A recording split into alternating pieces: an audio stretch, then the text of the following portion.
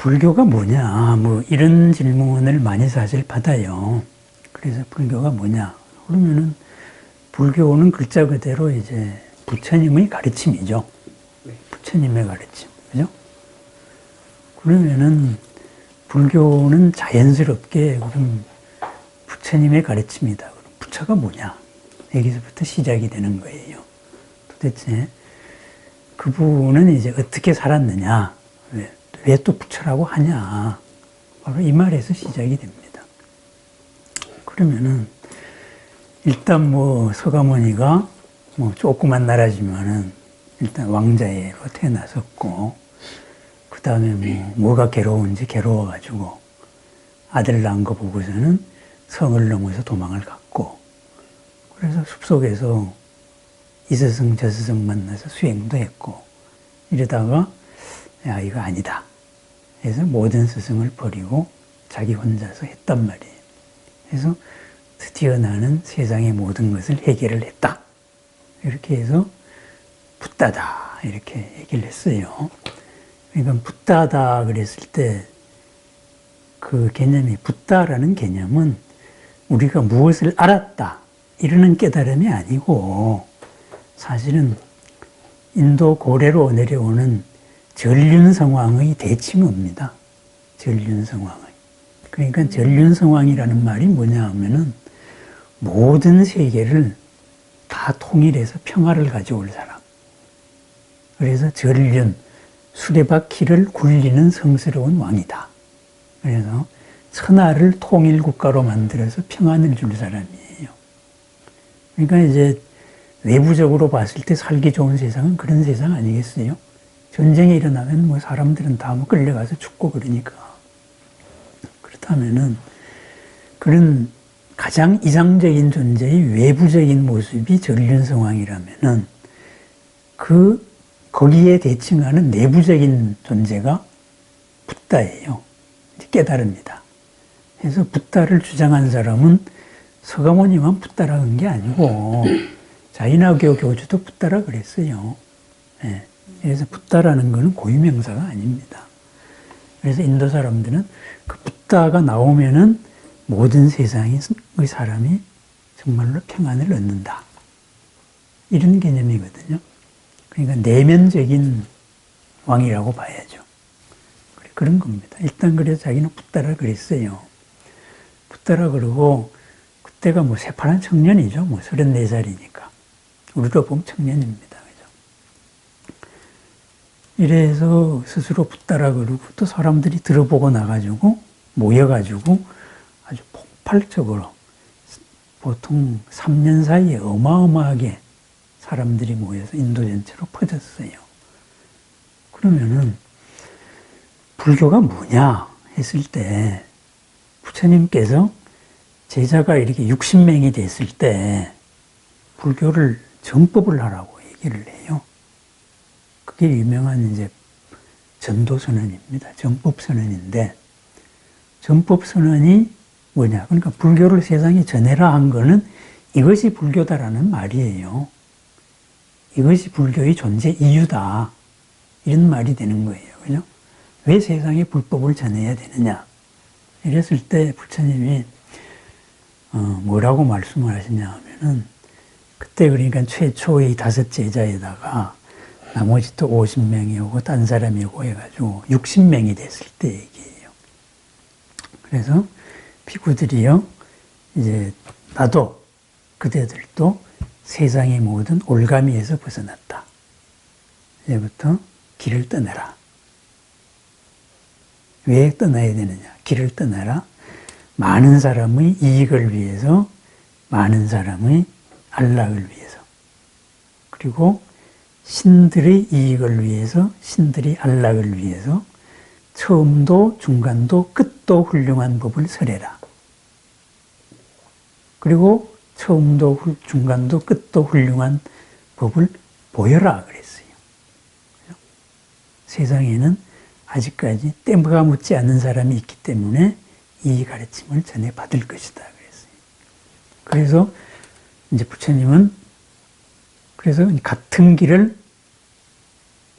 두 사람이 가지 마라. 각자 방향으로 가라 그랬어요.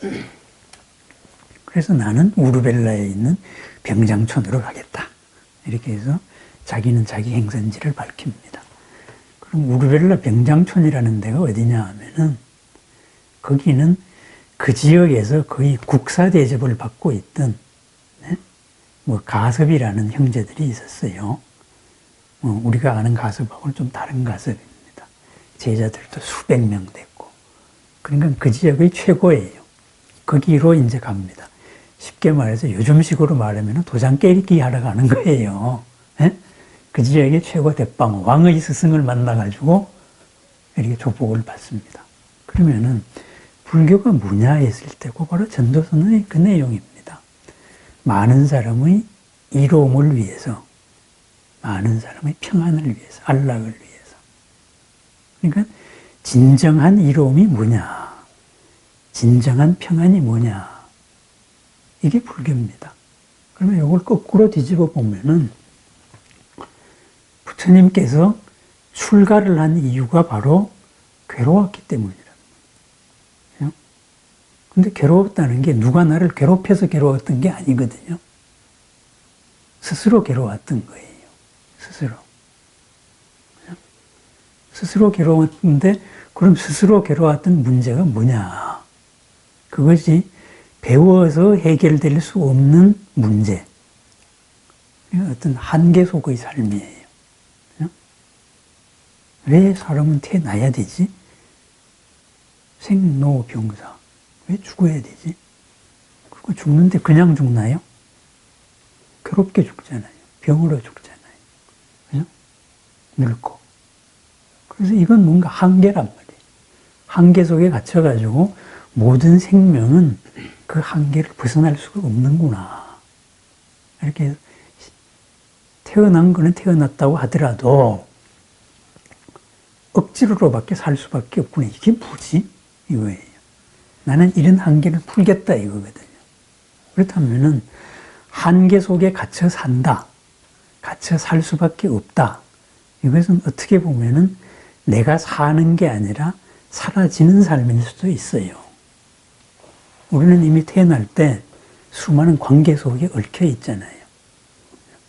이 관계 속을 못 벗어난다고. 그러다가 보니까는 서로가 충돌하고 이렇게 해서 한계 속에서 고를 느끼거든요. 그럼 부처님이 수행을 해서 깨달았다 하는 것은 그걸 풀었다는 말이에요. 거기서 자유로워졌다. 이래서 부처님의 이제 해탈 선언, 깨달음 선언이 이런 겁니다. 마침내 이런 생각이 떠올랐다. 그래서 태어남이 부서지고 청정한 삶이 이루어졌다. 해야 할 일을 마쳤으니까 다시는 윤회하지 않는다. 이게 깨달음의 정형구입니다. 해탈의. 그럼 태어남이 부서지고 청정한 삶이 이루어졌다. 청정한 삶이라는 것은 한계를 초래하는, 괴로움을 초래하는 어떤 삶이에요. 그럼 청정의 반대가 번뇌거든요. 번뇌라는 것은 잘못된 생각 경향이에요. 잘못된 생각, 이제 관습이라고. 그래서 잘한다고 하는 게 나중에 보면은 항상 이제 벗어날 수 없는 벽을 만드는 거예요. 그걸 번뇌라 그래요. 그러면은 잘못된 생각 경향으로 가면은 끝에 가서는 마침내 괴로워요. 불만족이 나온다고. 그죠? 그런데 청정한 삶이다 그러면 그러한 데서 해방이 되면은 언제나 즐겁죠. 이제 괴로움의 반대는. 불만족의 반대는 만족이잖아요. 그죠? 그게 청정한 삶이에요. 그럼 그 앞에 말이 뭐냐 하면은 태어남이 부서졌다. 이 말이. 태어남이라는 것은 그냥 우리가 생로병사한다. 이렇게 이렇게 태어났다, 윤회한다, 흔히.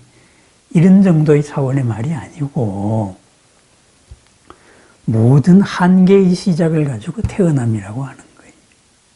그죠? 예를 들어서, 남자와 여자가 만났다. 이렇게 만나면은, 그냥 그렇네 했다가 끌리잖아요. 그죠? 끌리니까 무슨 관계가 맺어지잖아요. 남남으로서 서로 참 좋은 사람이네, 아름답네. 이랬으면 서로 아주 자유롭게 지낼 수 있고 존중하면서 지낼 수 있는데 우리는 이제부터 뭐 남친이다, 여친이다, 아니면 애인이다, 아니면 부부다. 이렇게 하는 순간 뭔가 하나의 질서 속으로 편입이 되잖아요. 이게 태어남이에요. 뭔가 구체적인 관계, 인연고리가 하나로서 맺어지는 거.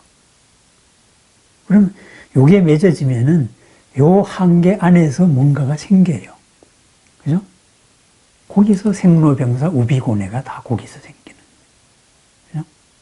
서로 좋아가지고 결혼을 해놓고 3년 내에 이혼하는 게 반이 넘는다고. 우비고뇌가 생기는 거예요.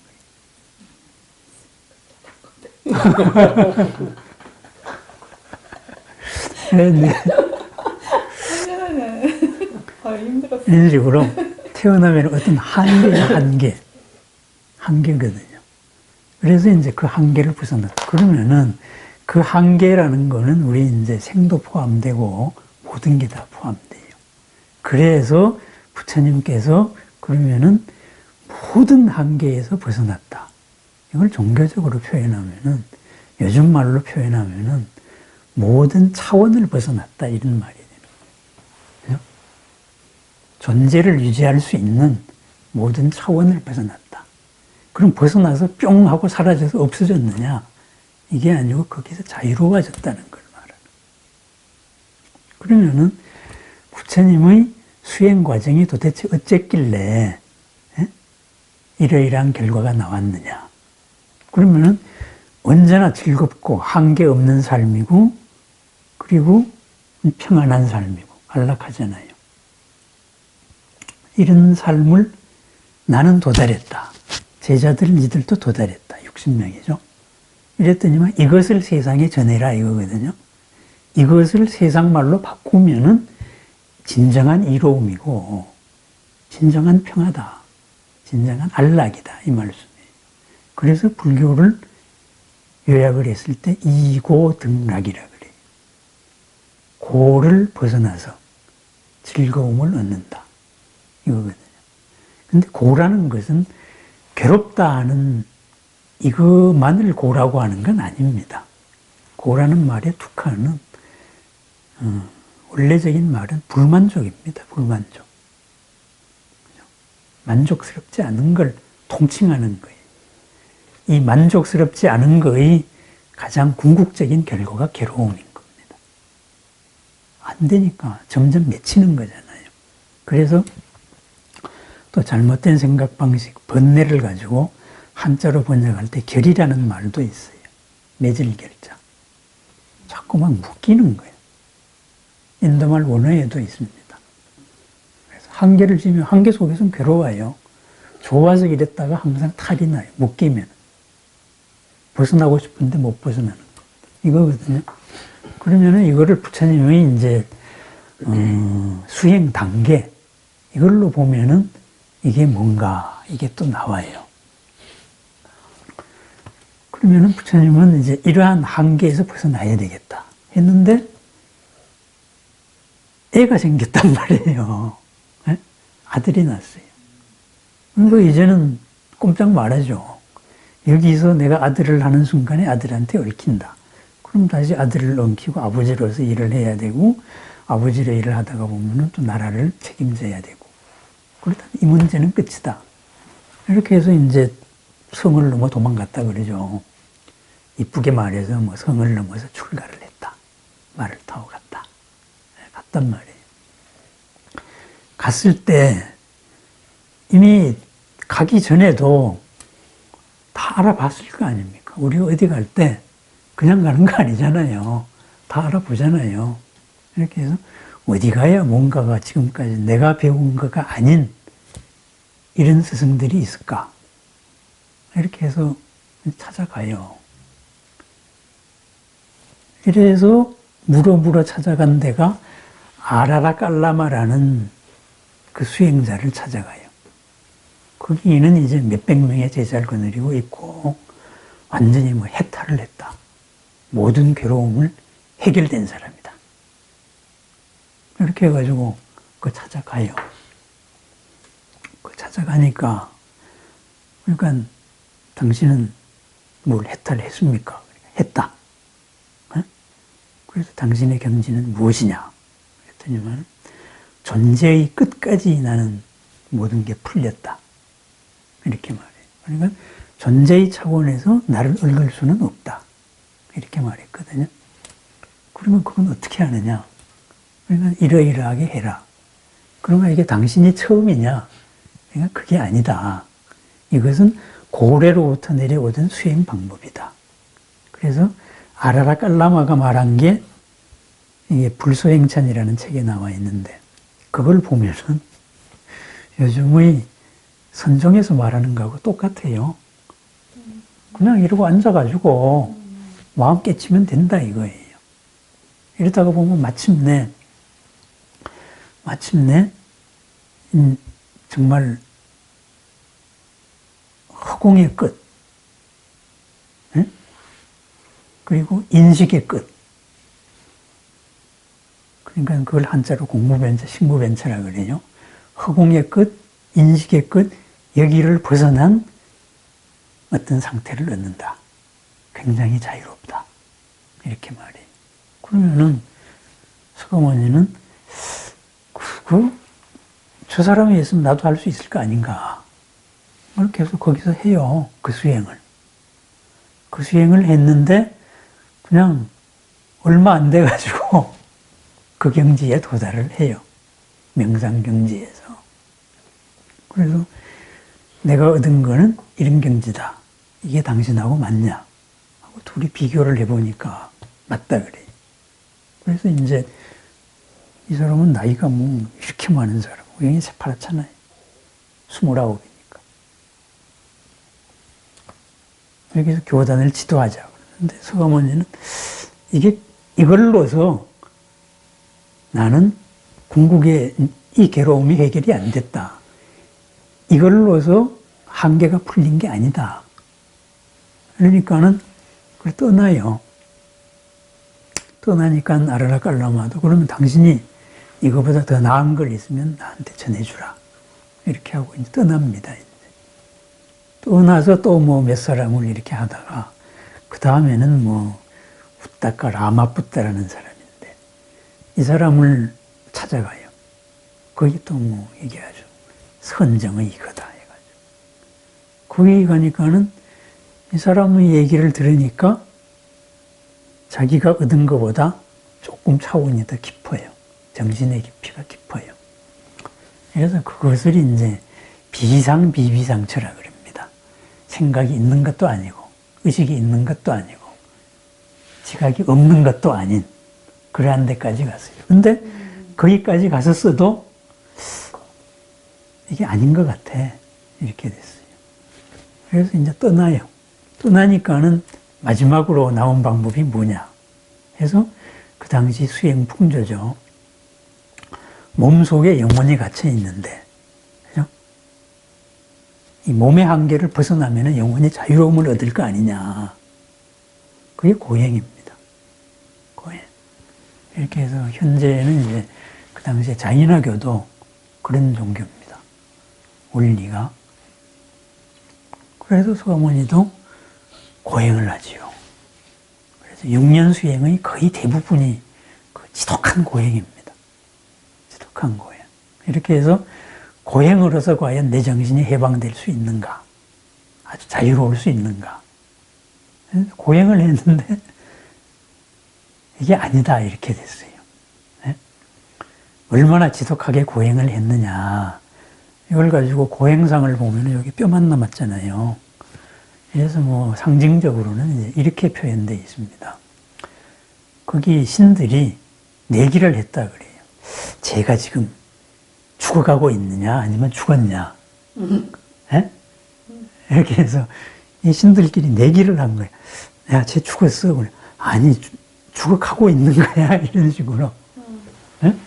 이랬는데 그렇게 몸을 죽음 직전까지 가져가도 원하는 이걸 못 얻은 거예요. 이렇게 돼서 아, 이건 아니다.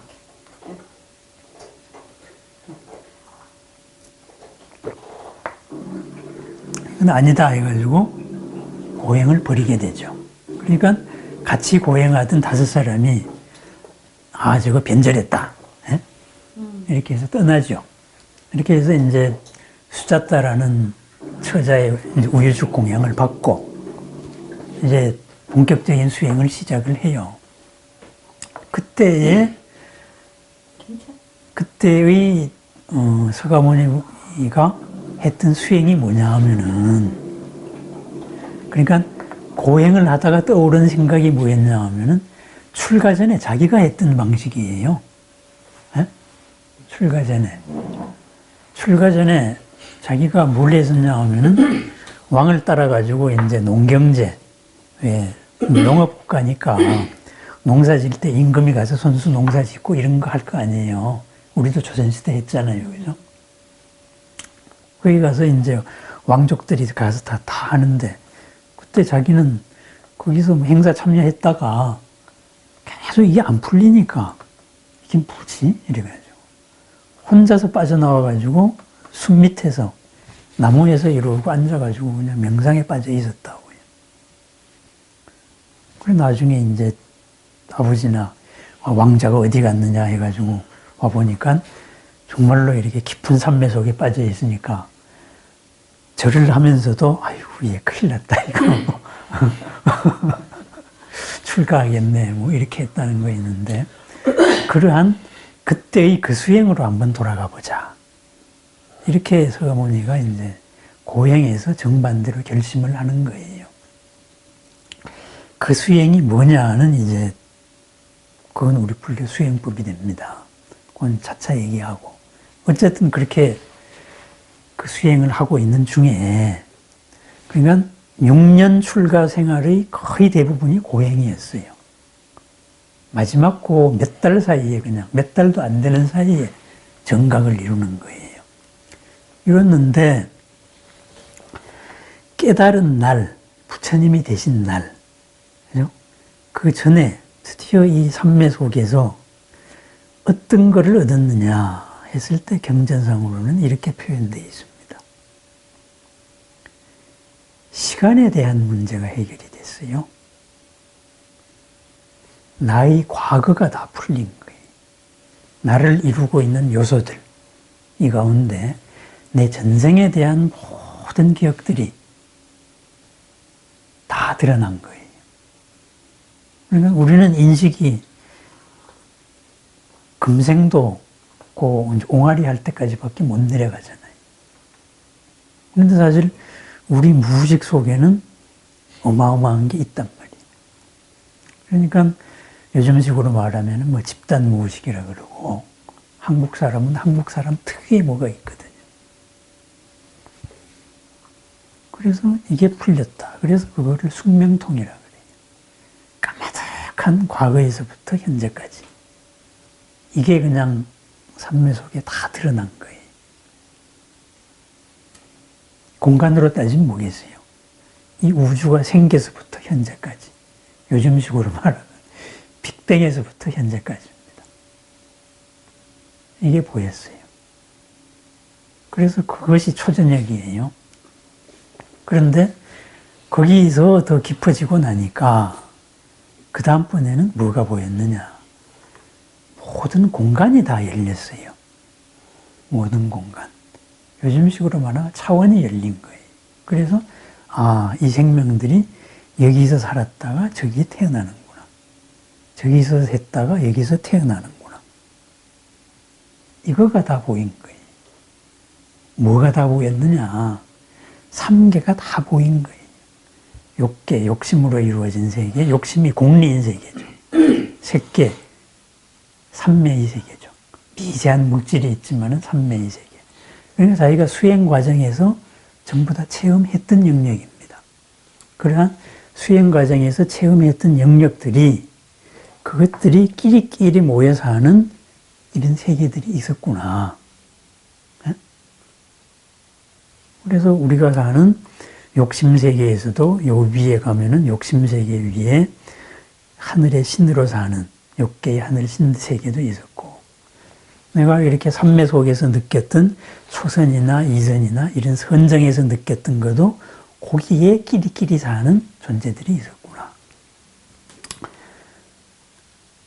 무소유처, 비상비비상처 이런 것도 그러한 세계가 있었구나. 이런 공간에 대한 차원의 문제입니다. 이것이 풀렸어요. 이것이 다 보였어요. 그죠? 그 다음번에 그래서 이제 그걸 가지고 뭐라고 말하냐 하면은 하늘 눈이 열렸다. 인간의 인식이 아니고 모든 것을 전체를 다 보는 하늘의 눈이 열렸다 해서 천안통이라 그래요. 어쨌든 그걸 하고 나서 그 다음에 드디어 새벽별이 떠질 때까지 밤이 꼴딱 지나가면서 마침내 새벽별을 볼 때 드디어 내가 태어남이 부서지고 청정한 삶이 이루어졌다. 이러는 부처님의 선언을 합니다. 그것을 경전으로 표현했을 때는 누진통이라고 돼요. 모든 한계가 있는, 셈이 있는, 센다 이거죠. 그죠? 세는 그릇이에요. 완전한 게 아니고. 그러한 번뇌의 한계를 전부 다 벗어났다. 그럼 말을 바꾸면은 뭐냐? 모든 존재들이 한계 속에 걸려 사는 거, 이렇게 저 밑에 지옥에서 시작해서 맨 위에 비상비비상처, 정신세계까지 이렇게 끼리끼리 살고 있는 게 바로 그러한 한계, 번뇌, 여기에 걸려가지고 사는구나. 그러니까 여기서 천신으로 살다가 이렇게 업이다 하면 이렇게 떨어지는구나. 요거예요. 그럼 여기서 완전히 자유로울 수가 있어지는 파워를 얻은 거예요. 그냥 알기만 한 게 아니고. 뭐하고 갔냐 하면은 우리는 이제 배워가지고 압니다. 우주선을 쏠려면은 중력 가속도를 벗어나면 된다. 그러면 소식으로 나오잖아요. 로켓 끓이면 무게가 얼마니까 엔진 추력은 얼마나 해야 되고. 그래서 만약에 이 추력으로서 중력 가속도보다 더한 가속도를 만들어낼 수 있는 이런 게 있으면은 우리는 지구 인력을 벗어나서 뭐 달이나 일단 지구 밖으로 나갈 수 있다잖아요. 만약에 중력 가속도를 얻지 못하면은 올라가도 떨어지는 거예요. 그죠? 그러면은 모든 번뇌가 다 했다. 누진통이다 하는 것은 올라갔다가 떨어지지 않는 이걸로 말하면 중력 가속도를 얻은 거하고 똑같은 거예요. 그렇다고 보니까 밖에 나갔다가 이 안에 전체적으로 아주 자유로워진 거죠, 이제. 그죠? 그런데 지금까지의 이런 이제 삼매들, 가장 이제 최상이었다고 말하는 우따까 라마부타, 이것도 비상비비상처도 보면은, 아, 바로 여기에서 한계를 못 벗어났구나. 바로 이 말이에요. 그래서 부처님께서 이 진리를, 이 있는 그대로의 이것을 도대체 알아들어 먹을 수 있는 존재가 누가 있을까? 이렇게 해서 살펴보니까는 그 두 사람이 생각났거든요. 그래서 그 두 사람에 대해서 생각을 모아보니까는 바로 얼마 전에 죽었다 이거예요. 네? 이렇게 돼서 전해줄 수가 없습니다, 이제. 그래서 이 가르침을 전해줄까 말까 네? 이렇게 고민을 하다가 그래서 그거를 이제 3, 7일을 고민을 했다 그러죠. 스스로의 이 즐거움에 돼가지고. 이래서 이제 뭐 거기서 뭐 하늘나라의 제석천이 와서 권하고, 에? 신들이 청하고, 이렇게 해서 아, 이 법을 전해야 되겠다. 이렇게 해서 마지막으로 자기를 떠났던 이 5사람을 찾아갑니다. 5사람을 찾아가기 전에 이제 얘네들이 여기 있구나. 거기가 어디냐 하면은 거의 한 250km 바깥이에요. 5 제자가 수행하고 있던 데가. 이렇게 찾아갑니다.